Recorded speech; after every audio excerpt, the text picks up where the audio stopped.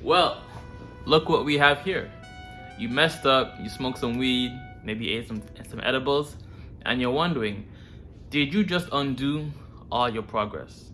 One thing you have to keep in mind is that addiction, or recovering from any type of addiction, or getting over something, or even building a habit, is not a linear process. It is an up and down type of thing. And here's how you make steady progress despite relapses. So tap in. If you can show a little kindness, then I truly believe everything is gonna be alright. Alright, so boom, Wagwan bruv, welcome back to another installment of Edutainment, the place where you are learning, laughing, but most importantly, being able to apply certain things financially, addiction-wise, into your own personal life to make it better. You gonna learn today. You gonna learn today. Alright, all about self-mastery, self-development, while enjoying the process along the way. So you may have had some type of trigger that caused you to smoke again, or maybe you just forgot the reason why you wanted to quit in the first place. And now you're wondering, like, did you just undo the 3 days, 4 days, 5 days, a week, perhaps even a month of progress that you built up until this point? It was at this moment that he knew. He fucked up. For a lot of people, depending on the age you started smoking, how long you've been smoking, how many years, and how often you smoke, is it daily, weekly, multiple times in a day, can all affect how likely you are to just quit on the dime with no relapses, right? But for a lot of people, especially if you smoke daily or at least more than most, which is about 4 or 5 times in a week at least, it's not gonna be a linear process to recovery. You're gonna have your ups and your downs. That's not how it works. That's not how any of this works. And you're gonna mess up quite a few times before you are fully weed free. So your homie, your friend, or whoever else you know may have been able to quit like then and there. They said they were done with it and they wanted their job. They wanted to have that job that maybe they do a drug test for that job, and he was able to quit right then and there. But what you're forgetting is that his genes are different. His use and his history with weed is more than likely different as well. And that is a factor as to why it may be easier for you or harder for you to quit compared to the next man or woman. Using weed and weed addiction is like having a big scab on your arm. When you cut yourself on your arm, whatever it is, it takes some time to heal. And you start building, like, you start having a scab that covers over the initial wound, right? But if you're constantly picking at the scab, you never allow yourself to fully recover, or never allow the scab to heal the open wound. Do the exact same thing that you did to get the scab in the first place, it'll always be in a healing process. And likewise, weed usage and weed addiction is a pathway in your brain that needs time to heal and recover. Like the neural association between perhaps sleeping and weed, or the neural association between weed and eating, or the neural association between weed and stress. It needs time to disassociate and break off that connection. Ain't nobody got time for that. Ain't nobody got time for that. Ain't nobody got time. Ain't nobody got time. Ain't nobody got time for that.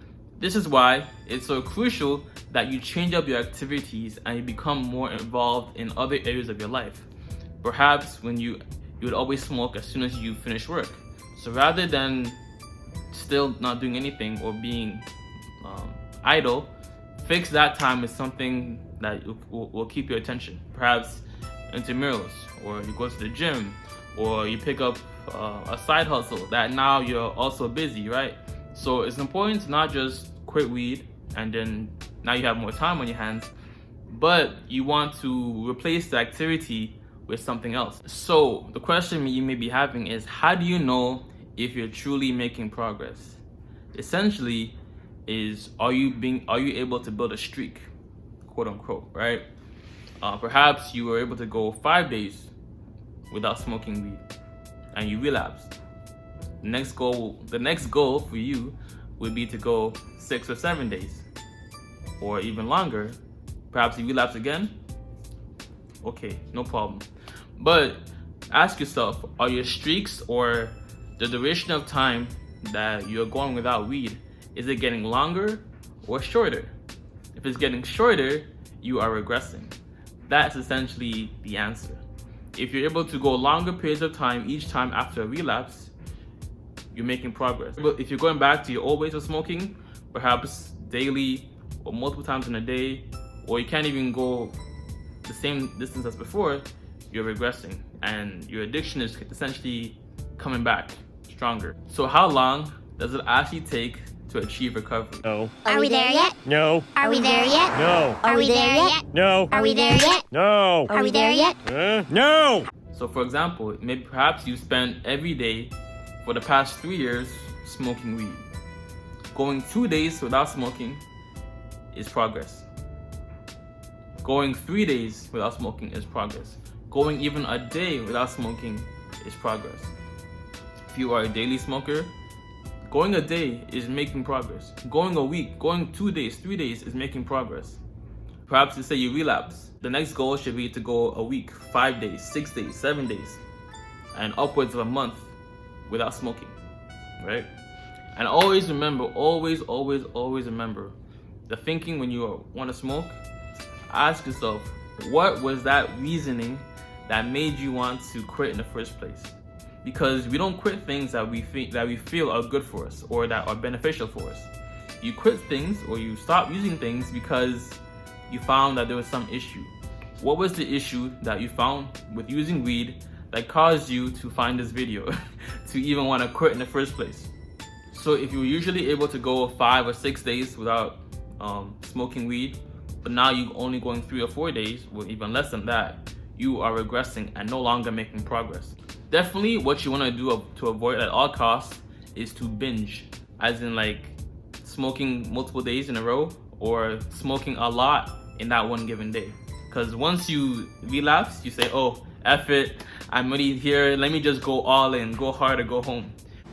Don't care, don't care, don't care, still don't care. I don't care, I don't. I don't care. What'd you say? Just stop. I just want to know what you said. What did you say? I don't care! People have an all in or all out mentality when it comes to weed addiction. And for a lot of people, you can't just go all in or all out. You can, but the more proven steps or the more realistic approach is to try and extend how far your abstinence or how far you're able to abstain from weed gradually over a long period of time. So my suggestion, and take heed, listen, Shombo, are you listening? My suggestion is if you relapse, sure, relapse. I'm not saying you want to, but like understand it's a relapse. But don't get off the bandwagon. Don't get off the goal that you have for yourself and just F it, right? You relapse, cool. You did it for that day. Let's get back to it, right? Don't just F it and go back to smoking daily or multiple times in a day like you were before. Also, I advise that you don't smoke for 30 days so that you can get a clear perspective, clear point of view on your actual relationship with weed. Oftentimes when we go about a week, maybe even less than that without smoking weed, we feel like we can do anything, and you can, but you don't have enough reference points of life without weed to really make a proper and informed decision. So go on a 30-day weed detox process and abstain from weed, and then after 30 days, you can see how weed can fit into your life if you so choose to. Alright, but a week, less than that, 2 weeks even, is not enough. Alright? So this is a tug of war, the battle for your life. Low key, high key and low key. But it's a tug of war between you and your addiction. Sometimes you're gonna slip. Sometimes you're going to lose your footing. It's gonna happen, right?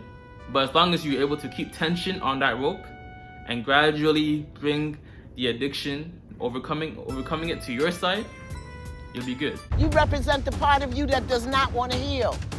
You represent the part that does. Let's see who gets a team member across this thing first. You gotta pull them this way. Come on. You gotta pull them this way. That's all right. Just keep on keeping on. If you relapse, understand there's a little blip in your radar, but get right back to the reasoning that made you want to quit and go back to making your duration of time without smoking weed or consuming edibles longer and longer. All right, that's essentially what it is. So God bless, much love, peace and joy. Namaste. Links in the description for all relevant resources to quit temporarily, tolerance break, or permanently, forever, ever. Also in the description.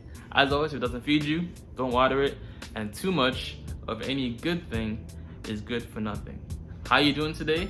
Hopefully you're doing more and saying less. All right, bruv, deuces. I know it's hard. Things are moving so fast.